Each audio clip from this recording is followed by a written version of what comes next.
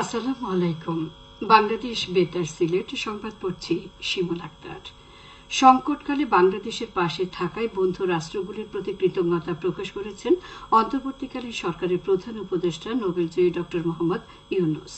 আজ দুপুরে হোটেল ইন্টারকন্টিনেন্টালে বাংলাদেশে নিযুক্ত বিভিন্ন দেশের রাষ্ট্রদূত, হাইকমিশনার সহ জাতিসংঘ এবং বিভিন্ন সংস্থার প্রধানদের ব্রিফিংকালে তিনি কথা বলেন। ড ইউনূস বলেন, বাংলাদেশের বন্ধু রাষ্ট্রের কাছে কৃতজ্ঞ। সংকটকালীন তারা আমাদের সহায়তা করেছে। বর্তমানে একটি চ্যালেঞ্জিং সময় পার করছি। 2 সপ্তাহ হল বাংলাদেশের দ্বিতীয় বিপ্লব সাধিত হয়েছে। হাজার হাজার মানুষ স্বৈর শাসক শেখ হাসিনার বিরুদ্ধে প্রতিরোধ গড়ে তুলেছে। তিনি দেশে থেকে পালিয়ে গেছেন। তিনি বলেন, সাধারণ মানুষের স্বাধীনতার জন্য ছাত্র জনতা প্রতিশ্রুতিবদ্ধ। শত শত মানুষ মারা গেছে, হাজার হাজার মানুষ আহত। আমি আশা করি আপনারা আমাদের সহায়তা করতে পারেন। অনেক শিক্ষার্থী বুলেটের আঘাতে আহত হয়েছেন, অনেকের রাবার বুলেট চোখে লেগেছে। প্রধান উপদেষ্টা বলেন, আমি তরুণদের সম্মান জানাই যারা দেশের জন্য আত্মত্যাগ করেছেন। গণতান্ত্রিক মত প্রকাশের জন্য তারা এই আত্মত্যাগ করেছেন। বৈষম্যহীন বন্ধুত্বপূর্ণ দেশ চায় তরুণ সমাজ। অন্তর্বর্তীকালীন সরকারের শপথ নেওয়া নতুন 4 উপদেষ্টার মধ্যে দপ্তর বন্টন করা হয়েছে। এছাড়া অন্যান্য উপদেষ্টাদের দপ্তর বন্টন করা হয়েছে। নতুন উপদেষ্টাদের মধ্যে ওয়াহিদুদ্দিন মাহমুদ পরিকল্পনা মন্ত্রণালয় এবং শিক্ষা মন্ত্রণালয়ের দায়িত্ব পেয়েছেন। আলী ইমাম মজুমদারকে প্রধান উপদেষ্টার কার্যালয়ে সংযুক্ত করা হয়েছে। মোহাম্মদ ফজল কবির খান বিদ্যুৎ, জ্বালানি, খনিজ সম্পদ মন্ত্রণালয়, সড়ক পরিবহন ও সেতু মন্ত্রণালয় এবং রেলপথ মন্ত্রণালয়। অবসরপ্রাপ্ত লেফটেন্যান্ট জেনারেল জাহাঙ্গীর আলম চৌধুরীকে দেয়া হয়েছে স্বরাষ্ট্র মন্ত্রণালয় এবং কৃষি মন্ত্রণালয়। প্রধান উপদেষ্টার কার্যালয় সূত্রে এ তথ্য নিশ্চিত করেছে। এছাড়া সালাউদ্দিন আহমেদ অর্থ মন্ত্রণালয় এবং বাণিজ্য মন্ত্রণালয়, আসিফ নজরুল আইন, বিচার ও সংসদ বিষয়ক মন্ত্রণালয়, প্রবাসী কল্যাণ ও বৈদেশিক কর্মসংস্থান মন্ত্রণালয় এবং সংস্কৃতি বিষয়ক মন্ত্রণালয়, আদিলুর রহমান খান শিল্প মন্ত্রণালয় এবং গৃহায়ন ও গণপূর্ত মন্ত্রণালয়, রিজওয়ানা হাসান পরিবেশ, বন ও জলবায়ু পরিবর্তন মন্ত্রণালয় এবং পানি সম্পদ মন্ত্রণালয়, নাহিদ ইসলাম ডাক, টেলিযোগাযোগ ও তথ্য প্রযুক্তি মন্ত্রণালয় এবং তথ্য সম্প্রচার মন্ত্রণালয়, আসিফ মাহমুদ যুব ক্রীড়া মন্ত্রণালয় এবং শ্রম কর্মসংস্থান মন্ত্রণালায়, ফারুকী আজম মুক্তিযুদ্ধ বিষয়ক মন্ত্রণালয় এবং দুর্যোগ ব্যবস্থাপনা ও ত্রাণ মন্ত্রণালয়। ব্রিগেডিয়ার জেনারেল অবসরপ্রাপ্ত শাহখাওয়াত হোসেন পেয়েছেন বস্ত্র পাট মন্ত্রণালয়ের দায়িত্ব। অন্যান্য উপদেষ্টাদের দায়িত্ব অপরিবর্তিত থাকবে বলে জানানো হয়েছে।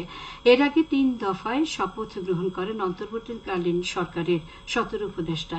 এর আগে 8 আগস্ট শপথ নেন প্রধান উপদেষ্টা ড মোহাম্মদ ইউনূস সহ 14 উপদেষ্টা।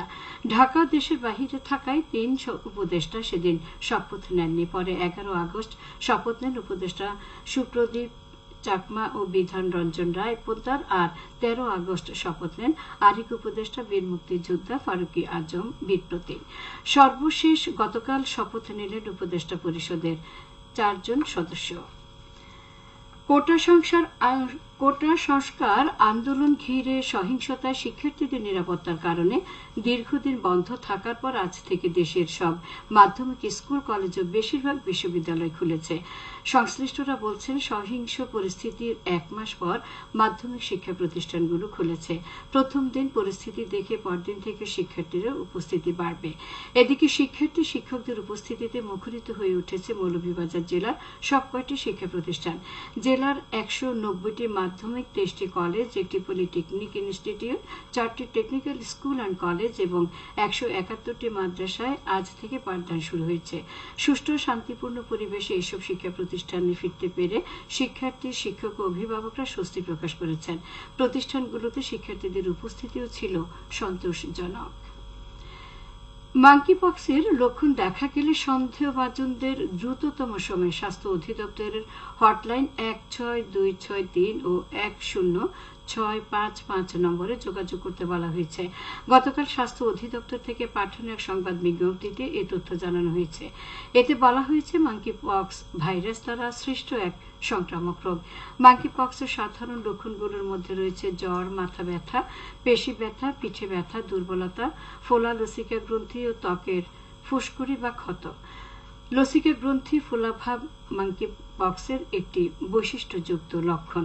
এদিকে বিশ্ব স্বাস্থ্য সংস্থা WHO বিশ্বব্যাপী এমপক্স বিস্তারের ব্যাপারে জরুরি স্বাস্থ্য সতর্কতা জারি করেছে। আজ 18 আগস্ট ঐতিহাসিক নানকার কৃষক বিদ্রোহের 75তম দিবস। 1949 সালের এই দিনে ব্রিটিশ আমলের নানকার প্রথা ও জমিদারি ব্যবস্থার বিরুদ্ধে সংগ্রাম করতে গিয়ে সিলেটের বিয়ানীবাজারের সানেশ্বর ও উলুউড়ি গ্রামের মধ্যবর্তী সোনাই নদীর তীরে পাকিস্তান সরকারের ইপিআরের গুলিতে ঝরে পড়ে 5টি তাজা প্রাণ। প্রতি বছর নয়, এবারও বিয়ানীবাজারে যথাযোগ্য মর্যাদায় দিবসটি পালিত হচ্ছে। আজ নানকার শহীদ স্মৃতিসৌধে বিয়ানীবাজার সাংস্কৃতিক কমান্ড, উলুউড়ি একান্নবর্তী সমিতি সহ বিভিন্ন সামাজিক ও সাংস্কৃতিক সমিতি পুষ্পস্তবক অর্পণ করে। মৌলভীবাজারের শ্রীমঙ্গলে আন্তনগর উপবন এক্সপ্রেস ট্রেনের সাথে একটি বালুবাহী ট্রাকের সংঘর্ষের ঘটনায় 2 ঘণ্টা পর রেল যোগাযোগ স্বাভাবিক হয়েছে। গত রাত 2টার দিকে শ্রীমঙ্গল রেলওয়ে স্টেশনের পার্শ্ববর্তী ভানুগাছ সড়কের রেল ক্রসিংয়ে এই দুর্ঘটনা ঘটে। আজ ভোরে রেললাইন থেকে দুর্ঘটনা কবলিত ট্রাকটি সরিয়ে নেওয়া হলে রেল যোগাযোগ স্বাভাবিক হয়। সবশেষে আবহাওয়া। সন্ধ্যে 6টা পর্যন্ত পূর্বাভাসে বলা হয়েছে সিলেট পার্শ্ববর্তী এলাকায় দক্ষিণ দক্ষিণ পূর্ব দিক থেকে অস্থায়ীভাবে ঘন্টায় সর্বোচ্চ 60 কিলোমিটার বেগে দমকা থেকে ঝোড়ো হাওয়া বয়ে যেতে পারে। সেই সঙ্গে হতে পারে বৃষ্টি অথবা বজ্রসহ বৃষ্টিপাত। এসব এলাকার নদী বন্ধুসমূহকে 1 নম্বর সতর্কতার সংকেত দেখিয়ে যেতে বলা হয়েছে। আজ সিলেটে সূর্যোদয় হয়েছে সকাল 5:28 এবং সূর্য অস্ত যাবে সন্ধ্যে 6:27। সংবাদ শেষ হলে আমাদের পরবর্তী স্থানীয় সংবাদ প্রচারিত হবে সন্ধ্যে 7টায়। আল্লাহ হাফেজ।